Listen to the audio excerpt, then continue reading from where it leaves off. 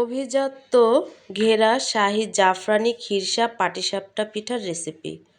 পোলার চালের সুগন্ধি গুঁড়ো, সুজি আর জাফরানের ছোঁয়ায় এই খিরসাটি যেমন সুস্বাদু, পাটিসাপটাও হবে তেমনই। তো আজকে আমি তোমাদের সাথে এই রেসিপিটি শেয়ার করব। তার জন্য কিন্তু এখানে আমি নিয়ে নিয়েছি শুকনো চালের গুঁড়ো। তোমরা চাইলে ভেজা চালের গুঁড়াটাও ব্যবহার করতে পারো। তারপরে কিন্তু এখানে আমি অ্যাড করে দিচ্ছি ময়দা। চালের সাথে ময়দাটা দিলে পিঠাটা অনেকটা সফট হয়। তারপরে এখানে আমি অ্যাড করে দিচ্ছি স্বাদ মতো লবণ।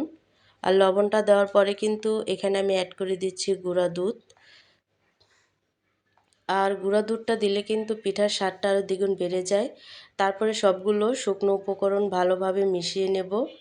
আর মিশিয়ে নেওয়ার পরে কিন্তু এখানে আমি অ্যাড করে দেব হালকা কুসুম গরম পানি। হালকা কুসুম গরম পানি দিয়ে আমি ব্যাটারটাকে তৈরি করে নেব।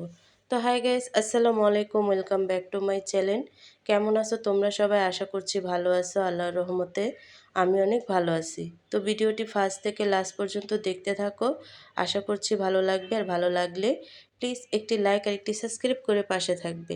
রান্নার সেরা টিপস, ব্যাটারের ঘনত্ব।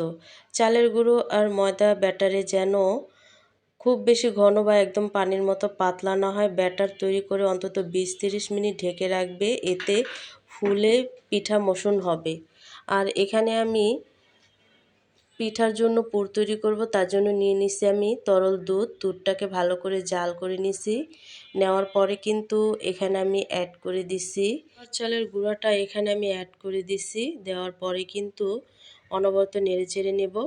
আর হ্যাঁ, পোলার চালের গুঁড়া আর সুজি সরাসরি গরম দুধে দেবে না, এতে দলা পাকিয়ে যেতে পারে।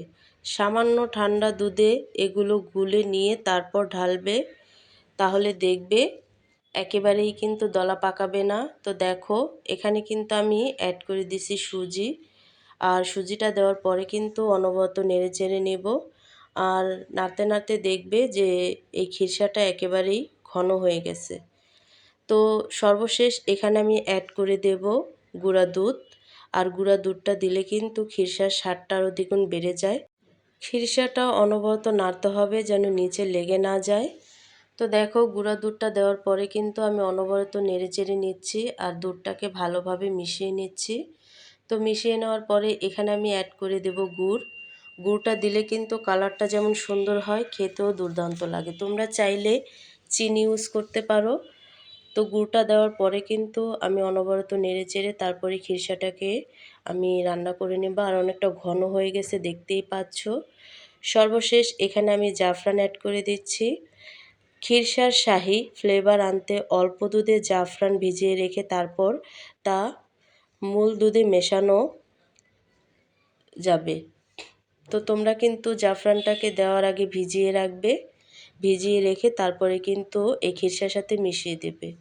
তো সর্বশেষ এখানে আমি দেখো খিরসাটা কিন্তু একেবারেই ঘন হয়ে গেছে। মনে রাখবে খিরসা চুলা থেকে নামানোর পর আরও কিছুটা ঘন হয়ে যায়, তাই একদম শক্ত করবে না। আর খিরসার মধ্যে কিন্তু আমি ঘি অ্যাড করে দিছি। তো এখানে আমি ব্যাটারটি যেহেতু একটু ঘন করে তারপরে 5-6 মিনিটের জন্য রেখে দিছিলাম, তো অনেকটা ঘন হয়ে গেছে। আর এখানে আমি জুসি করে রাখা খেজুরের গুড়টা অ্যাড করে দিছি, দিয়ে তারপরে কিন্তু ব্যাটারটাকে আরেকটু গুলে নেব। তো ব্যাটারটা 20-30 মিনিট আমি রেস্টে রাখছি, তাই বলে কিন্তু ব্যাটারটা অনেকটা ফুলে উঠছে। আর এখন আমি পিঠাটা তৈরি করে নেব। প্যানের তাপমাত্রা, পিঠা দেওয়ার আগে প্যানে খুব সামান্য তেল ব্রাশ করো। প্যান বেশি গরম হলে পিঠার গায়ে ছিদ্র ছিদ্র হয়ে যাবে, তাই চুলার আঁচ সবসময় লো মিডিয়ামে রাখবে। রেখে তারপরে কিন্তু এই পিঠাটা তৈরি করে নেবে। এখানে আমি 1.5 হাতা ব্যাটার দিয়ে ঘুরিয়ে ঘুরিয়ে তারপরে কিন্তু এই পিঠার শিটটি তৈরি করে নিচ্ছি, দেখতেই পাচ্ছ। তারপরে কিন্তু আমি ঢেকে দেব। আর ঢেকে দেওয়ার পরেই দেখবে শিটটা খুব সহজে তৈরি হয়ে গেছে। তো দেখো পিঠার শিটটা কিন্তু একেবারেই তৈরি হয়ে গেছে। আর এখনও কিন্তু আমি এই পিঠাটাকে তৈরি করে নেব। তার জন্য কিন্তু উপরের অংশ শুকিয়ে এলে এক পাশে খিরসা দিয়ে সাবধানে রোল করব। তো দেখো আমি পরিমাণ মতো খিরসা দিয়ে দিছি এখানে। আর দেওয়ার পরে কিন্তু খুরচুন দিয়ে আমি রোলটা তৈরি করে নেব। আর পিঠার ব্যাটারটা যদি ভালো হয় তাহলে কিন্তু রোলটা করতে খুবই সহজ হয়। আর প্যানের গায়ে যদি না লেগে যায় তাহলে কিন্তু পিঠাটা খুব সহজেই উঠে আসবে। তো দেখো আমি কিন্তু রুলটা তৈরি করে নেব। প্যানে থাকা অবস্থাতেই রুলটি হালকা চেপে তারপরে এতে ভাঁজগুলো খুলে যাবে না। এইভাবে করে মুড়িয়ে মুড়িয়ে তারপরে কিন্তু রুলটি করতে পারবে খুব সহজে। তো দেখো আমি কিন্তু খুব সহজভাবেই রুলটি করে নিছি। তো তারপরে কিন্তু একটু ভেজে নেব, নেওয়ার পরে কিন্তু পিঠাটি আমি তুলে নেব। তো দেখো এইভাবে করে তারপরে কিন্তু আমি পিঠাগুলো তৈরি করে নেব। তো একটা পিঠা আমার হয়ে গেছে, আরেকটি পিঠা আমি তৈরি করে নেব। তার জন্য কিন্তু এখানে আমি 1.5 হাতা ব্যাটার দিয়ে এই প্যানটাকে ঘুরিয়ে ঘুরিয়ে আমি পিঠার শিটটাকে তৈরি করে নেব। খুব সহজেই কিন্তু এই পিঠার শিটটি তৈরি করে নেওয়া যায়, আর এটা করা খুবই সহজ।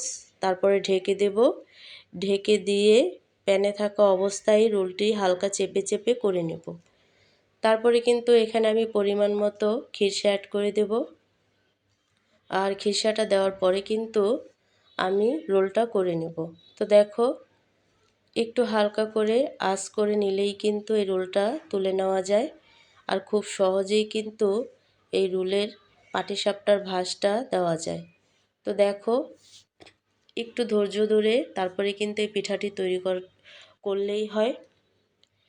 তো এভাবে করে ঘুরিয়ে ঘুরিয়ে সবগুলো পিঠাই আমি তৈরি করে নেব। আর প্রত্যেকটা পিঠার গায়ে দেখতেই পাচ্ছ কোনো সেড্ডো সেড্ডো ভাব হয়নি। আমি একেবারেই লো আঁচে সবগুলো পিঠা তৈরি করে নিছি, দেখতেই পাচ্ছ। একটা পিঠার গায়েও কিন্তু বড় বড় সেড্ডো হয়নি। তো এইভাবে করে সবগুলো পিঠাই আমি তৈরি করে নিছি। চালের গুঁড়ো, সুজির আবেশ, জাফরানি ওই ঘ্রাণ, পাটিসাপটার ভাজে ভাজে জুড়িয়ে যাবে প্রাণ। প্যানের ওপর আলতো করে ছড়িয়ে দেওয়ার খেলা, শীতের রোদে পিঠাপুলির জাম্পেস এক মেলা। ভেতরে যখন খিরসা মিষ্টি মায়া ডোবে, একটি খেয়াল মনে পড়ে বারবারই পরাণ লোভে। শীতের রাতে গরম পিঠা অভিজাত্যের বেশ, আমার হাতে জাদুকরি স্বাদ থাকবে শুধু রেশ। তৈরি হয়ে গেল আমাদের শাহী জাফরানি খিরসা পাটিসাপটা। এর প্রতিটি কামড়ে তোমরা পাবে রাজকীয় স্বাদ। এই শীতে বাড়িতে অবশ্যই এটি ট্রাই করবে এবং কেমন লাগলো আমাকে কমেন্টে জানাবে। আমার রেসিপিগুলো ভালো লাগলে লাইক ও শেয়ার দিয়ে তোমার বন্ধুদের সাথে ছড়িয়ে দেবে। নতুন সব ভিডিও পেতে সাবস্ক্রাইব করে পাশে থাকবে। তো আজকের রেসিপিটি কেমন লাগছে অবশ্যই কমেন্টে জানাবে। তো অন্য কোনো রেসিপি নিয়ে তোমাদের মাঝে আবার চলে আসব। আজকে এই পর্যন্তই। সবাই সুস্থ থাকবে, ভালো থাকবে, সাথেই থাকবে। আল্লাহ হাফেজ।